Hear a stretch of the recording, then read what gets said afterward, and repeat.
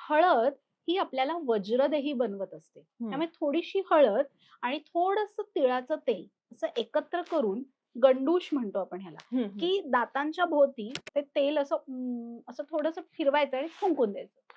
म्हणजे गुळण्या म्हणजे पाण्याने करतो आणि बरं. गंडूश म्हणजे हे तोंडाचे जे व्याधी असतात, हं. हिरड्या कमकुवत असणं, दातातनं रक्त येणं. हे हिवाळ्यात होतं ना आणि जनरली? हिवाळ्यामध्ये जनरली आपल्याला असं आढळून येतं, की दात शिवशिवणं हां. किंवा गार असतं ना, त्यामुळे एकदम ब्लीडिंग पण मसल होतं. स्टिफनेस असतो. मग तेव्हा आपल्याला ह्याचा खूप छान उपयोग होतो. म्हणजे एकदम सुंदर रिझल्ट आहेत ह्याचे, की तुम्हाला जर सतत शिंका येत असतील, सतत सर्दी होत असेल, अंगामध्ये जडत्व असेल, जॉइंट पेन असेल, तर ह्या काढ्यानी तुम्हाला ह्याचा खूप छान उपयोग बरं. होत असतो. सगळ्यात महत्वाचं आहे, की आपल्या हाडांची झीज व्हायला नको. कारण हिवाळ्यामध्ये सगळ्यात जास्त पहिले आपली हाडं अफेक्ट होतात. आपण बघतो की आपल्याला स्टिफनेस येतो, उठताना बसताना त्रास होतो. म्हणजे जॉइंट स्टिफनेस हे प्रथम लक्षण आपल्याला हिवाळा आल्यावर म्हणजे संधिवाताचे जे पेशंट आहेत ते येऊन सांगतात की सांधे अखडलेले कळतायत. खालून वरती होताना, उठताना, बसताना त्रास जाणवायला लागतो. फॉरेन कंट्रीजमध्ये आपण बघतो की जिथे तापमान कमी आहे, तिकडच्या लोकांचं आयुष्य जास्त असतं. म्हणजे फ्रीझर का वापरतो हो, हो, आपण, की हो. फ्रीजमध्ये भाज्या चांगल्या करेक्ट. राहतात. पण त्याच भाज्या बाहेर लवकर कोमेजतात. ते लाईफ वाढवण्याच्या दृष्टीने हे टेम्परेचर मेंटेनन्स खूप उत्तम असावा असं मला वाटतं. नमस्कार मंडळी, मी स्मिता शिवाळे. चहाची कॉफी स्मिता बरोबर या इन्फॉर्मेटिव्ह गप्पा सत्रमध्ये पुन्हा एकदा सगळ्यांचं अगदी मनापासून स्वागत आहे. आता हिवाळ्यामध्ये आपली प्रतिकार शक्ती स्ट्रॉंग राहण्यासाठी, त्यानंतर आपलं आरोग्य, मानसिक आरोग्य उत्तम राहण्यासाठी कसं रुटीन असायला हवं सकाळचं, यासाठी हा पॉडकास्ट आहे. आणि याच्यासाठी डॉक्टर मानसी मेहेंदळे आपल्या स्टुडिओत आहेत आणि त्या आपल्याला उत्तम मार्गदर्शन करणार आहेत. सकाळच्या वेळात काय आहार असायला हवं, काय रुटीन असायला हवं, कुठले व्यायाम प्रकार करायला हवेत, शिवाय कुठला दोष आपल्या शरीरातला बिघडतो, मग त्यासाठी काय करायचं, कुठले काढे प्यायला हवेत, कुठलं ज्यूस प्यायला हवं, सगळं सगळं सगळं तुम्हाला या पॉडकास्टमध्ये कळणार आहे. तेव्हा हा अतिशय महत्वाचा पॉडकास्ट आहे. शेवटपर्यंत बघत राहा. नमस्कार डॉक्टर मानसी मेहेंदळे, तुमचं पुन्हा एकदा स्वागत. नमस्कार. मला असं फॉर्मल तुझ्याशी बोलताना खूप मजा येते. येस. कारण त्यानंतर मग मी तुझ्यावर आणि असं असं आपण मैत्रीच्या ह्याच्यात येतो. खरंच गप्पा सत्र आपलं रंगतं असं रंग. म्हणायला हरकत हो, नाही. हरकत नाही. सो हिवाळा म्हटल्यानंतर हं, कसा आहार असायला हवा याच्यावर आपण खास एक केला होता व्हिडिओ. बरोबर. पण आता ना सकाळचं रुटीन हे खूप महत्वाचं असतं मला असं वाटतं. कारण सकाळी आपण ज्या पद्धतीनं दिवसाची सुरुवात करतो तसा आपला दिवस संपूर्ण जातो आणि म्हणून आयडियल आदर्श अशी सुरुवात कशी असावी? हिवाळ्याच्या दृष्टीने मॉर्निंग रुटीन बघायचं झालं तर बघ, हिवाळा म्हणजे थंडी आलेली आहे. त्यामुळे उबदार असं वातावरण आपल्याला हवं. हां. आता रात्र मोठी असते, हं, दिवस लहान असतो. हं, त्यामुळे लवकर काळोख होतो आणि हं, मग आपण लवकर जेवतो. हं, कधी-कधी असं होतं भूक जास्त लागायला लागते हं, हिवाळ्यामध्ये हं, आणि मग झोपेतनं जेव्हा आपण उठतो ना, तेव्हा आपण पहिले काय करतो अलार्म लावून उठतो. हं, म्हणजे एकदम आपण डचकून जागे होतो. तर हं. ते सगळ्यात पहिले चुकीचं आहे. बरं. हिवाळ्यामध्ये आपल्या रक्तवाहिन्या ज्या असतात ना, त्या आकुंचन पावलेल्या असतात. हं, तू बघशील तर अनेकदा स्ट्रोक किंवा हे जे प्रॉब्लेम्स आहेत, ते उतार वयातले जे लोकं आहेत, हं, त्यांना एकदम सकाळी जर्क देऊन उठल्यामुळे पटकन चक्कर येणं, हा हं, त्रास होतो. तर सगळ्यात पहिले लक्षात काय ठेवायचं, की उठताना एका कुशीवर वळा आणि मग उठा. हं. त्यांनी तुमच्या माइंडमधल्या ज्या वेव्हज आहेत ना, त्याचा गोंधळ होणार नाही. हं, म्हणजे सुरुवात चांगली होईल. हं, हं, उठल्यावरती आपण दोन्ही हात हं, एकमेकांवर रब करायला हवेत. हं, ही एक प्रकारची घर्षणाने निर्माण होणारी ऊर्जा असून आपण पूर्ण आपल्या चेहऱ्याच्या भोवती ती एनर्जी फिरवत असतो. हं, हं, की याचं कारण काय, की आपला ऑरा क्लिन्झिंग हं, म्हणजे उठल्यावरती नवीन दिवसाची सुरुवात झालेली आहे आणि ही ऊब आपल्याला ह्याच्यातून मिळते. हं, जेव्हा आपण पहिल्यांदी उठतो, तेव्हा एक 5 मिनिटं तरी हं, आपण शांत बसून आज दिवसभरात आपल्याला काय-काय करायचंय, या गोष्टी शांतपणे आपण थोड्याशा कॉन्सन्ट्रेट करून आठवायच्या हं, आणि मग कामाला सुरुवात. म्हणजे सगळ्यात पहिले पोट साफ झालं पाहिजे. त्याच्यानंतर दंतधावन करायचंय आणि दंतधावन करताना मधुर अम्ल लवण म्हणजे गोड रसात्मक टूथपेस्ट वापरायची नाही. नाही. कारण हं. आता माहितीये बऱ्याच जणांना की त्यामुळे कफ वाढत असतो. त्यामुळे तिखट टूथपेस्ट हवी. हं. कारण हिवाळा आहे, कफ शरीरातला वाढलेला असतो. हं. त्यामुळे कफाचं निस्सरण होणं आवश्यक आहे. त्यामुळे सगळ्यात महत्वाचं काय, तिखट टूथपेस्ट वापरायची. बरं. जेव्हा आपण दात घासतो त्याच्यानंतर गरम पाण्याने गुळण्या करणं आवश्यक आहे.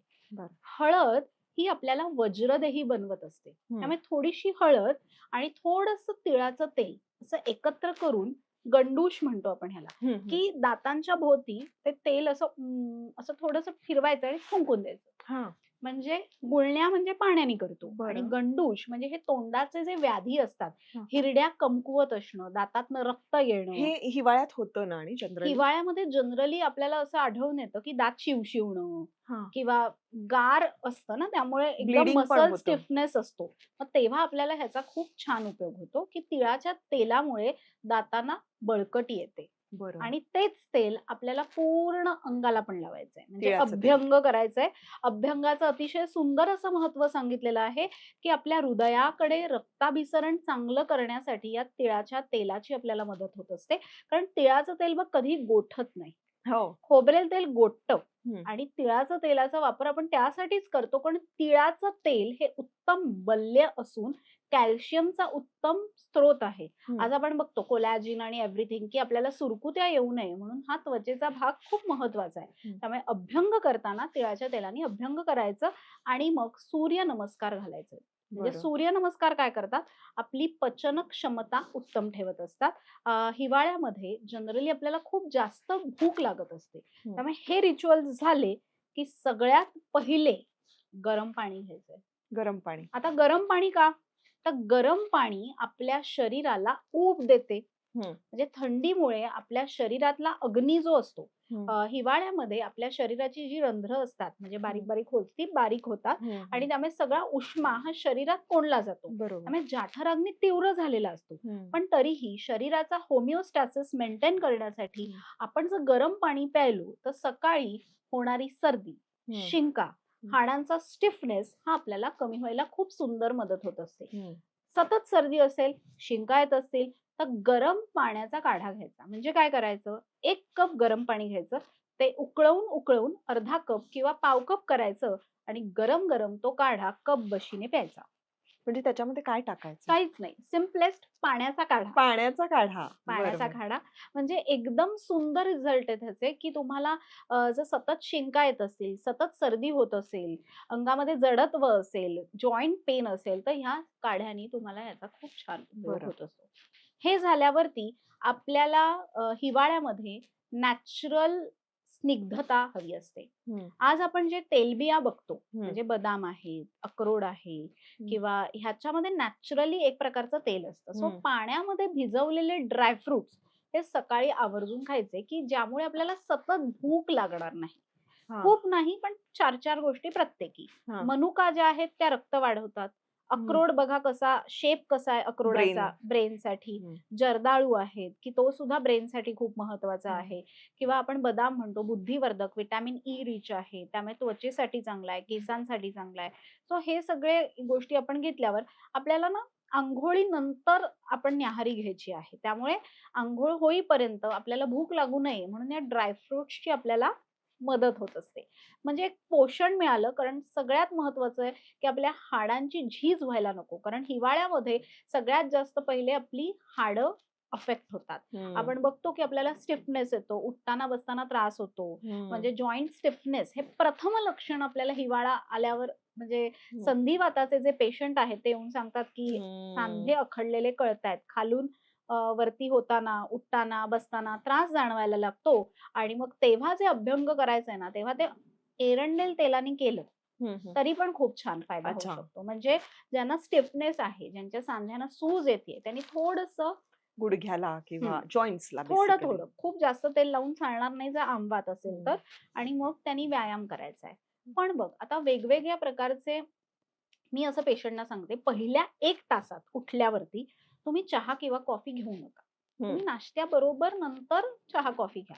पहिला 1 तास खूप महत्वाचा आहे तुमच्या ब्रेनसाठी. तेव्हा तुम्ही त्यांना उगीच कॅफीन आणि ह्या गोष्टी देऊ नका. नंतर तुम्ही चहा आवर्जून घ्या, पण सकाळी तुम्ही काहीतरी हर्बल टी सारखं काहीतरी घ्या किंवा वेगवेगळे हल्ली आपण ज्युसेस घेतो, लाईक कोथिंबिरीचा रस घेतो. म्हणजे हिवाळ्यामध्ये सुद्धा आपण आवर्जून काय सांगतो, की रक्तवाहिन्या असतात ना त्या आकुंचन पावतात, बरोबर आहे. सो आपला कोलेस्ट्रॉल ज्यांचं जास्त आहे त्यांना पण हिवाळ्यामध्ये वर्टिगोचा त्रास होतो किंवा मधुमेह जो असतो त्याच्यामध्ये सुद्धा रक्त आपलं घट्ट झालेलं असतं.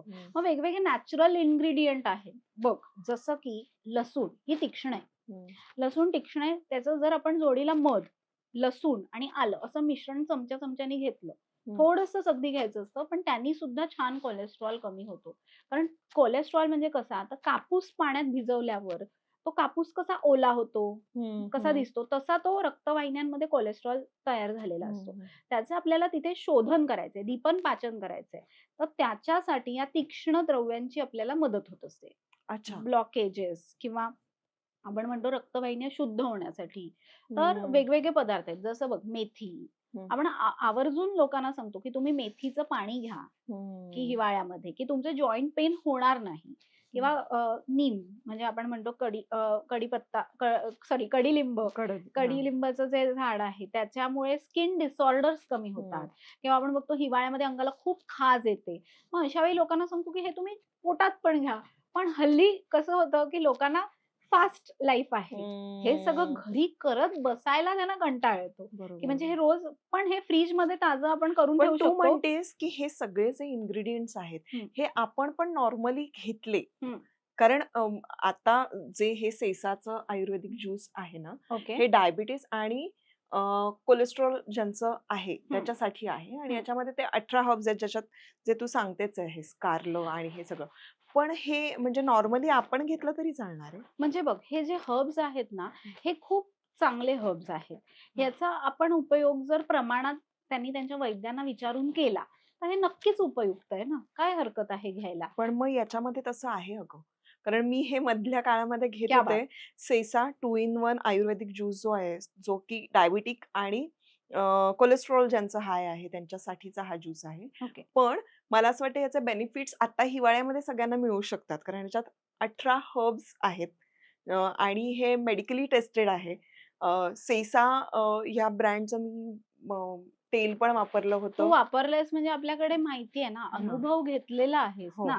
सो कसं आहे, कधी प्रत्यक्ष प्रमाण खूप महत्वाचं आहे. तुला त्याचा गुण आलाय ना, सो त्यांनी म्हणजे आपण तर नॅचरली हर्ब्स वापरतो, पण हेही वापरलं तरी काही हरकत नाही.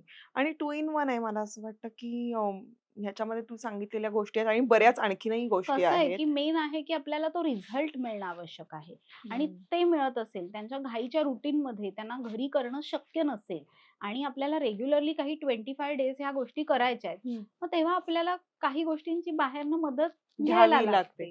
म्हणजे शेवटी आरोग्य हे खूप महत्वाचं आहे. मग त्याच्यासाठी जर गरम पाण्यातनं आपण हे घेतलं आणि त्याचा चांगला फायदा होणार असेल तर त्यांनी नक्की घ्यायला हरकत नाही. तर मी खरंच सजेस्ट करीन, कारण मी माझ्या सोलो व्हिडिओजमध्ये जसे काही प्रोडक्ट सजेस्ट करते तसं मी खास, कारण तू हे बघितलंस तर हे बघ याचे इन्ग्रेडियंट्स चेक कर एकदा. ग्रेट. सो बरोबर आहे. हा, सो सेसाचं हे जे ज्यूस आहे, आयुर्वेदिक ज्यूस आहे, हे उत्तम आहे आता हिवाळ्यासाठी सुद्धा, एरवी सुद्धा. पण हिवाळ्यामध्ये मला असं वाटतं त्याचे करेक्ट बेनिफिट्स आपल्याला मिळू शकतील. पण आणि हिवाळ्यामध्ये आपल्याला पोषणाची मुख्य गरज आहे ना. म्हणजे ज्यांना वजन वाढवायचंय, ज्यांना त्वचा छान करायची आहे, ज्यांना केस गळणं कमी करायचंय, त्यांच्यासाठी हा सीझन म्हणजे बोनस सीझन आहे ना. भाज्या बघ कशा सगळ्या फ्रेश असतात. म्हणजे पावसाळ्यामध्ये पण जेवढं आपल्याला म्हणजे जेवढी झाडं छान दिसत नाहीत, तेवढी झाडं थंडीमध्ये छान दिसतात. एकदम आपण म्हणतो ना टवटवीत दिसतात.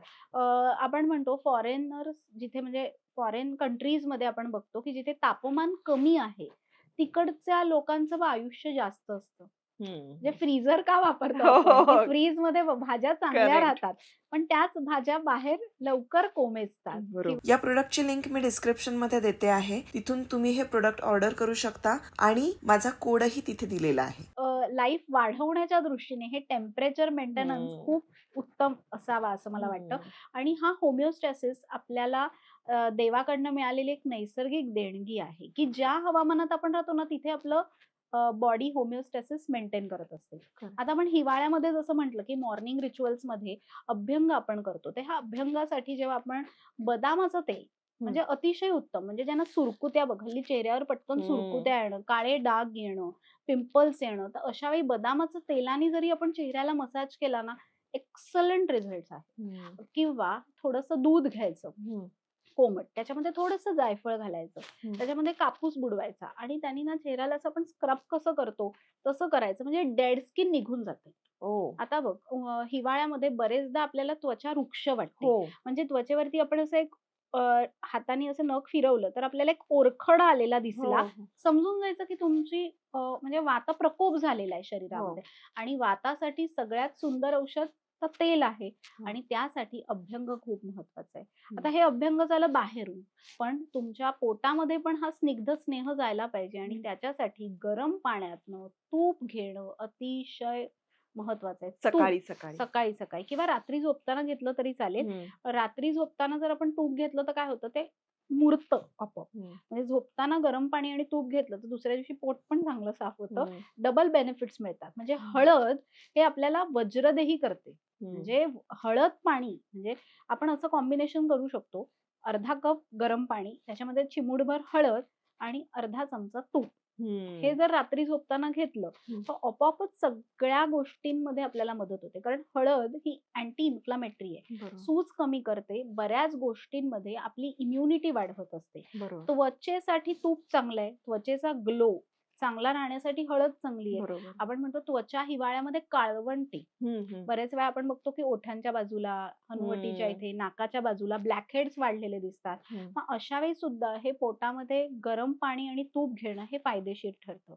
तुपामध्ये म्हणजे गाईच्या तुपामध्ये नॅचरल स्टिरॉइड्स असतात की जे तुमच्या त्वचेला, तुमच्या केसांना अतिशय उत्तम पोषण देतात. आणि आपण अंघोळ करायला जातो तेव्हा आपण एकदम खूप गरम पाणी वापरायचं नाही. त्यामुळे काय होतं की नसा जास्त रक्तवाहिन्या आकुंचन पावतात. त्यामुळे थोडंसं कोमट पाणी वापरायचं अंघोळीला. गुळण्या वगैरे करायच्या आहेत त्याला पण आपण थोडंसं कोमट पाणी घ्यायचं. रक्ताभिसरण नीट होणं महत्वाचं आहे. जर तुम्ही अंगावरनं पाणी नीट छान घेतलं तर ती ऊब तुम्हाला मिळते, ड्राय स्किन होत नाही आणि मेन म्हणजे रुक्षता जी हिवाळ्यामध्ये येते शरीरामध्ये त्यापासून आपलं संरक्षण होऊ शकतं. उबदार कपडे वापरायचे, डार्क रंग घातल्यामुळे थंडी थोडी कमी वाचते. आणि सगळ्यात महत्वाचं काय की तुमचं डाएट, तुम्ही आहार काय घेता याला खूप महत्व आहे. आज आपण वेगवेगळ्या बघतो की भाज्या अवेलेबल असतात. उंदियो वगैरे असतो तो पण बघ मुद्दाम हिवाळ्यातच केला जातो, कारण तेव्हा त्या भाज्या सगळ्या पचतात. तू मागच्या ह्याच्यात एपिसोड मध्ये पण सांगितलं होतं म्हणजे की ते हिवाळ्याच्या खूप महत्वाचं आहे. तिळगुळ, आपण तीळ आणि गुळ एकत्र का खातो? तीळ हा स्नेह देतात आणि गुळ ही एनर्जीचा स्रोत आहे. त्यामुळे बघ थंडीतच संक्रांत येते की तेव्हा आपण तिळगुळ करतो की त्यांनी आपल्याला तो स्नेह मिळत असतो आणि त्यातनं आपली पचन शक्ती आणखीन चांगली वाढत असते. तो स्नेह आपल्या शरीरापर्यंत मुरला पाहिजे. आता बाजरीची भाकरी, इतर वेळी आपण काय सांगतो की नाचणीची भाकरी खा, ज्वारीची भाकरी खा, पण थंडीमध्ये आवर्जून तुम्ही बाजरीची भाकरी खाऊ शकता, कारण ही तुमची ताकद वाढवते. पण बाजरी ही थोडीशी पित्तकर असल्यामुळे ऍसिडिटी निर्माण करू शकते. त्यामुळे थोडीशी काळजी घ्यायची की ज्यांची पित्त प्रकृती आहे त्यांनी बाजरीची भाकरी आवर्जून तुपाबरोबर खायची, म्हणजे त्यांना त्रास होणार नाही. आणि रोज त्यांनी बाजरीची भाकरी घेऊ नये, आठवड्यातनं 2 वेळा नक्की घ्यावी. कारण ज्वारी तर खूप महत्वाची आहे. ज्वारीमुळे तर पचन अधिक चांगलं होतं. म्हणजे जे मधुमेहाचे पेशंट आहेत त्यांना तर आपण आवर्जून सांगतो की तुम्ही दोन्ही वेळेला दिवसातनं ज्वारीची भाकरीच घ्या, की त्यांनी तुमची पचनशक्ती चांगली होऊन मधुमेह नियंत्रणात यायला आपल्याला उत्तम मदत होऊ शकते. कोणताही ऋतू असू दे, ऋतुचर्या जर आपण फॉलो केली, म्हणजे आता ही थंडीचा ऋतू आहे, म्हणजे हेमंत ऋतू आहे, चंद्राचं बळ अधिक वाढलेलं असतं, त्यामुळे दिस इज अ गुड सीझन. तुम्हाला एनर्जी मिळवण्यासाठी हिवाळा हा खूप महत्वाचा आहे. आणि बघ एकदा दिवसाची सुरुवात चांगली झाली की बाकी सगळ्या गोष्टी चांगल्या होतात. सो मॉर्निंग रिच्युअल्स मध्ये आपण एक क्रम बघूया. सो सकाळी उठल्यावर पहिले काय करायचंय, तर हिवाळ्यामध्ये आपल्या शरीरामधला स्नेह टिकून राहणं ही पहिली प्रायोरिटी आहे. म्हणजे हिवाळ्यामध्ये आपल्याला काय करायचंय, शरीराला स्नेह पुरवायचा आहे, वातप्रकोप होऊन द्यायचा नाहीये, की जेणेकरून सांध्यांमध्ये वेदना होणार नाही किंवा सतत सर्दी खोकला होणार नाही आणि आपण आजारी पडणार नाही. यासाठी काय करायचं, ह्याच्यासाठी हे रिच्युअल्स आपण फॉलो करायचे की सकाळी पहिले उठल्यावरती आपल्याला एक 5 मिनिटं मेडिटेशन करायचंय, मॅनिफेस्टेशन, की जे आपल्याला हवंय ते आपल्याला बघायचंय.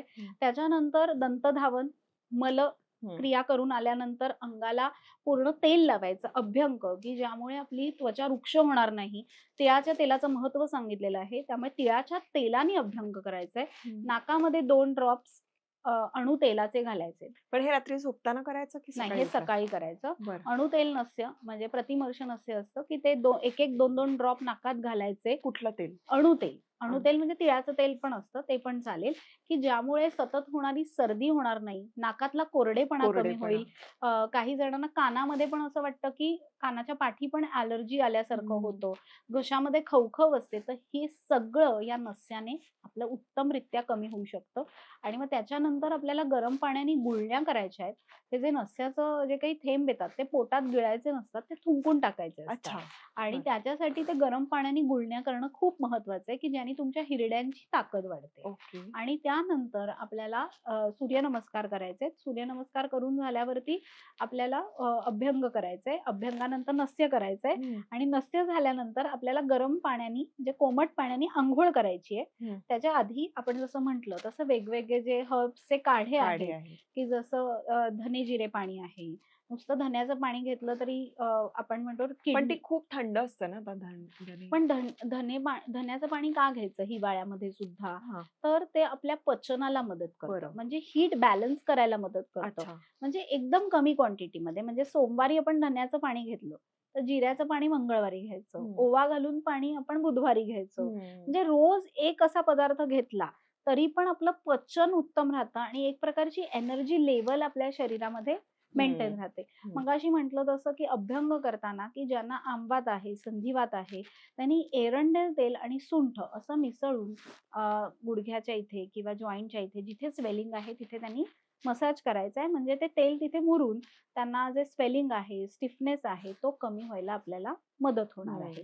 हिवाळ्यामध्ये आपण आहार घेताना लक्षात ठेवायचं आहे, की आहार आपण जो घेणार आहोत तो व्यवस्थित असायला हवा, कारण हिवाळ्यामध्ये आपल्याला भूक जास्त लागते. सो भाज्या भरपूर घ्यायच्या आहेत. भाज्यांचा गरम गरम सूप आपण घेऊ शकतो, की तो स्नेह आपल्या शरीरामध्ये व्यवस्थित पुरला पाहिजे हिवाळ्यामध्ये. आणि वजन वाढवण्यासाठी हा उत्तम काळ आहे. हो, वजन वाढवण्यासाठी उत्तम आहे आणि म्हणूनच मला या निमित्ताने सांगावंसं वाटेल, की आता जो मी अभंग तुकाराम चित्रपट केला होता, तर त्यावेळेला मला अचानक वजन वाढवायला सांगितलं होतं आणि त्यावेळेला मानसीशी मी बोलले होते आणि ते खूप हेल्दी वेनं वजन कसं वाढवायचं, प्रकृती आपली जपून, कारण वजन वाढवणं सोपं आहे, पण नंतर उतरवणं खूप कमी असतं. राईट.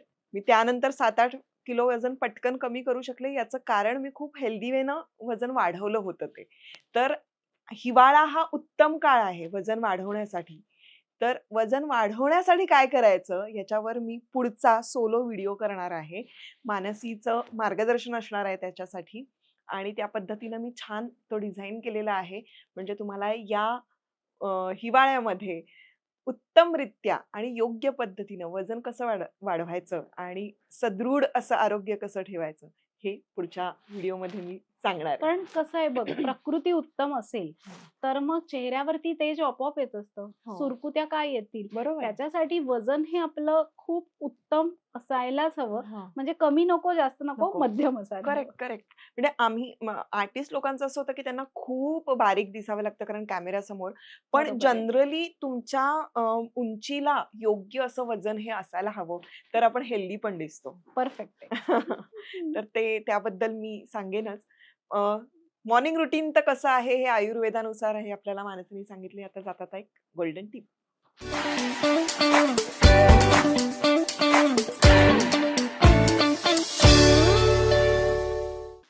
सकाळची सुरुवात ही आपल्या उत्तम विचारांनी जर आपण केली, तर आपोआप आपलं डायजेशन पण सुधारतं. कारण गट आणि ब्रेन हे एकमेकांशी कनेक्टेड असतात. त्यामुळे सकाळची सुरुवात ही कायम उत्तम झाली पाहिजे. त्यामुळे तुम्ही सकाळी उठल्यावर कधीही म्हणजे तुम्ही गरम पाणी हे आवर्जून घ्यायला पाहिजे आणि त्याच्या बरोबर त्याच्यातला जो स्नेह म्हणजे शरीराचा जो स्नेह आवश्यक आहे ते म्हणजे गाईचं तूप. त्यामुळे सकाळी उठल्यावर आवर्जून तुम्ही गरम पाणी आणि गाईचं तूप घ्या, की ज्यामुळे तुमचं पोट नीट साफ होतं, तुमची भूक चांगली तुम्हाला लागते, त्वचेला तुकतुकीतपणा येतो, केस गळणं कमी होतं आणि सगळ्यात महत्वाचं म्हणजे आपल्यामधला ड्रायनेस कमी होतो. खूप गुण आहेत या तुपामध्ये. या तुपामुळेच बऱ्याच वेळेला आपल्याला इझिएस्ट गोष्टी अवेलेबल होऊ शकतात, की आरोग्यासाठी ज्या छोट्या-छोट्या गोष्टी आहेत. बघ, शरीरामध्ये आपल्या खूप उष्णता वाढली. आपण काय म्हणतो? हाताला जरा तूप चोळ. पोट फुगलंय, आपण काय म्हणतो? जरा नाभीमध्ये थोडंसं तूप टाक. नाक करवडलंय, कान करवडलेत, आपण म्हणतो थोडंसं तूप लाव. तोंड आलंय, आपण काय म्हणतो? जरा जिभेला तूप लाव. सो तूप हे खूप महत्वाचं आहे आणि गोल्डन टिप हीच राहील, की हिवाळ्यामध्ये तुम्ही आवर्जून तूप आणि गरम पाणी नियमित घ्या. बरं, आणखीन जी आपली मध्ये चर्चा झाली होती की हे पाणी पिताना किंवा सकाळी तू जे मेडिटेशन म्हणालीस हो. त्यावेळेला काही मंत्रोच्चार केले तर आपल्याला त्याचे फायदे पण मिळू शकतात असं अगदी तू सांगितलं अगदी होतं. नक्की. हो. तर पुढचा एपिसोड हा मानसी बरोबर असणार आहे आणि ज्यामध्ये तू आम्हाला सांगणार आहेस की मंत्रोच्चार याचा आपल्या आरोग्यावर कसा परिणाम होतो आणि त्यामुळे आपलं आरोग्य कसं सदृढ राहू शकतं. तर तो पॉडकास्ट पुढचा असेल, तो नक्की बघा आणि सुंदर गोल्डन टिप दिल्याबद्दल, उत्तम मार्गदर्शन केल्याबद्दल तुझे मनापासून आभार. Thank you.